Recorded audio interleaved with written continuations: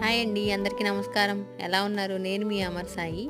ఈరోజు నాకైతే స్వీట్ తినాలనిపించిందండి. అందుకే బ్రెడ్ హల్వా చేశాను. ఎలా చేశానో మీరు కూడా చూసేయండి ఒకసారి.